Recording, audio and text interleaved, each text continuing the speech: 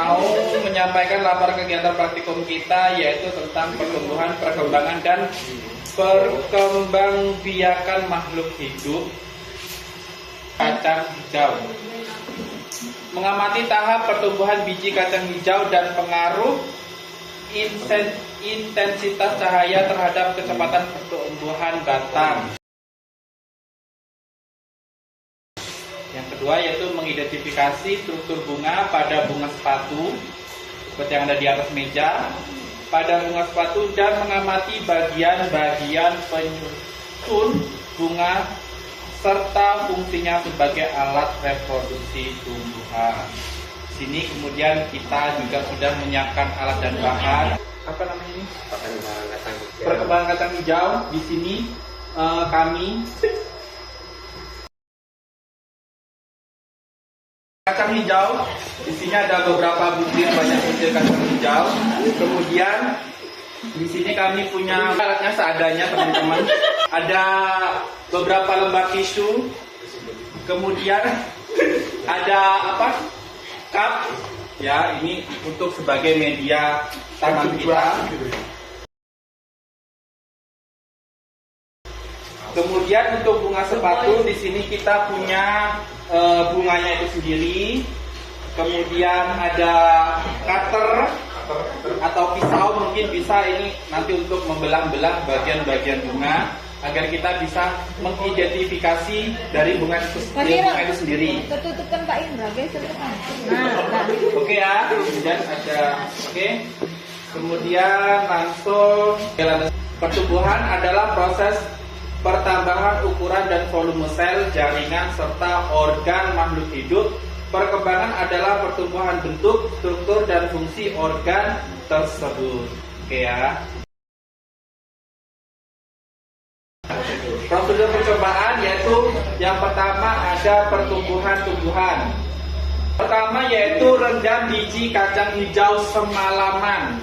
Jadi kita siapkan wadah dengan air secukupnya. Kita rendam biji kacang hijau itu selama 1 malam. Kemudian Direbus dengan sebilah garam. kedua, isi toples dengan air, letakkan tisu atau kertas di atasnya, lalu taruh biji kacang hijau. Nah, ini kita sediakan bisa toples atau gelas atau cup. Nah, di sini berhubung kita punya cup ya, jadi kita pakai cup plastik dan juga tisu. Oke. Ini aja ya. Oke, bisa Pak Indra tolong dipraktekkan.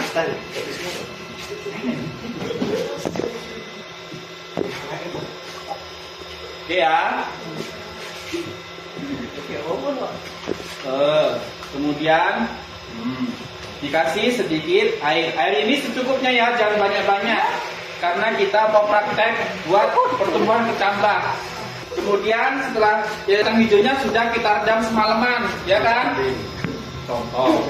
Nah, kemudian kita ambil beberapa yang sudah kita rendam, kemudian kita masukkan ke dalam pinggir-pinggirnya. Nah, bisa kelihatan teman-teman. Jadi di pinggir-pinggir ini usahakan tisunya agak banyak ya, berhubung kita sedikit pakai seadanya. Nah, ditaruh di pinggir-pinggir di sini. Kok tisunya coklat? Ya. Oke, udah ya. Kemudian kita biarkan selama beberapa hari sampai dia itu tumbuh akar, batang, dan daun. Jadi setiap harinya kita amati dalam 1 hari, 1 kali 24 jam pertama, apa perubahan yang telah terjadi pada kacang hijau tersebut sampai dia akhirnya tumbuh akar, batang, dan juga daun. Jadi kita harus seksama untuk mengamati pertumbuhan kacang hijau tersebut. Kemudian untuk struktur bunga, yaitu yang pertama, amati bunga kembang sepatu yang masih kuncup. Nah, ini contoh yang masih kuncup ya. Nah, enggak kuncup. Belum disunat ya Pak? Apa enggak? Nah, ini contoh bunga sepatu yang masih kuncup. Kelihatan teman-teman? Salah. Kelihatan? Nih ya, nih. Oke ya, lanjut. Kemudian kita belah. Jika perlu diidentifikasi bagian-bagiannya dan dengan kaca pembesar atau pinset. Nah, kita nggak punya kaca pembesar, jadi kita pakai kamera HP ya. Oke, kita belah perlahan-lahan. Awas jangan sampai gogrok. Oh iya, jangan sampai. Nih kita lihat di dalamnya tuh ada apa saja sih di dalam kuncup itu tadi. Kan kita nggak tahu sebelum dia jadi bunga itu seperti apa keadaan dia ketika kuncup. Nah ternyata di sini ada sedikit kelopak bunga yang belum bisa mekar. Kemudian ada beberapa putik bunga, oke ya. Jadi seperti itu. Oke, kemudian bisa diperhatikan. Nah nanti setelah beberapa hari dia akan tumbuh mekar seperti yang ada. Nah, jadi dia akan seperti ini. Ini tadi yang putih bunga. Kemudian ini ada kelopak bunga. Ini ada tangkai juga. Ini batang bunga. Kalau bagian paling bawahnya ini disebut apa namanya? Kepala sari. Nah, biasanya ini nanti ketika disentuh oleh serangga, biasanya ini kalau di bahasa kita tuh spermanya bakal jatuh di sini. Nah, itu nanti kalau di tanaman yang berbuah biasanya bakal menghasilkan buah. Tapi kalau misalnya tanaman yang berbunga, itu bisa menjadi biji.